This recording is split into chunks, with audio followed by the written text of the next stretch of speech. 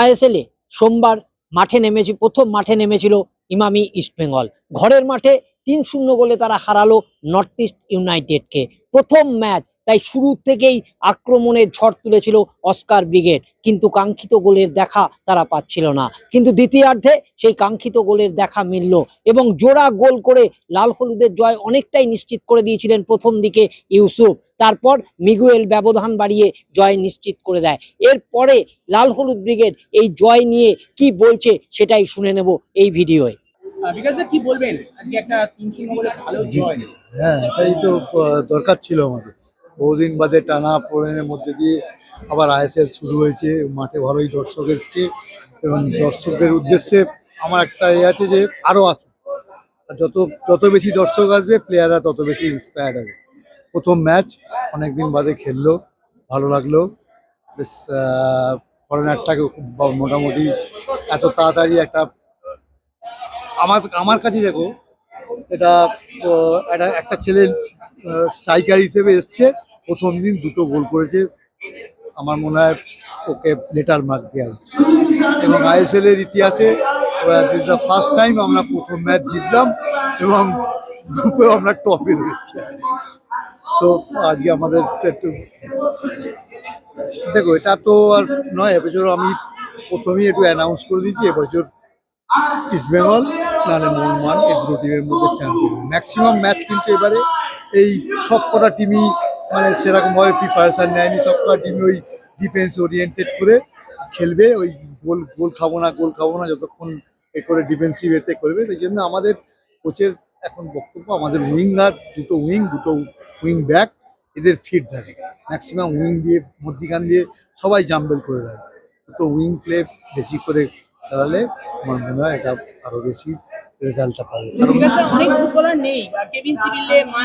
দেখো, যারা সই করেছে তারা কেভিন সিবলের প্লেয়ার বলেই তো, যোগ্য প্লেয়ার বলেই তো ইস্টবেঙ্গলে সই করেছে। এটা শুধু 18 জন বা 20 জনের টিম না, 30-35 জনের টিম, তাদের ক্যাপাবিলিটি আছে বলেই তারা সই করেছে।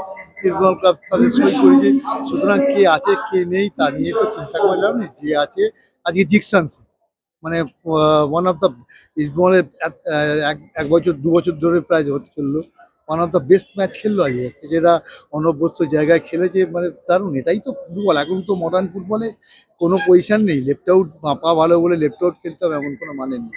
তুমি নিজেও মাঝ মাঠে ছিলে, রশিদের খেলাটা আজকে কিরকম লাগে? ভালো লেগেছে। আমাদের তো আমি আগেই বলেছি, আমাদের ব্যাকবোন হচ্ছে স্ট্রং, যেটা that is Rashid, Miguel and ক্রেসপোটা একটু এখনো ফিটনেস লেভেলটা একটু কম আছে।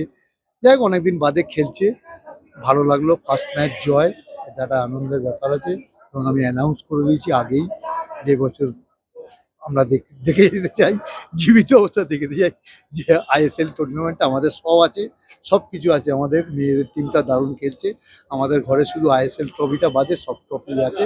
আমি চাই এবছর আইএসএলটা ইস্টবেঙ্গল কাপ চ্যাম্পিয়ন হোক। জয় ইস্টবেঙ্গল। খেলা আরো ইমপ্রুভ হবে, খেলা আরো ইমপ্রুভ করতেও হবে। টিমের ভবিষ্যৎ দিন দিন ফুটে উঠবে। আশা রাখি সবাই একসাথে সাপোর্ট করলে টিম জায়গা মতো চলে আসবে। ইউসুফকে কেমন লাগলো প্রথম ম্যাচ? ঠিক আছে, ফার্স্ট ডে, লেটস সি। খারাপ লাগেনি একটু।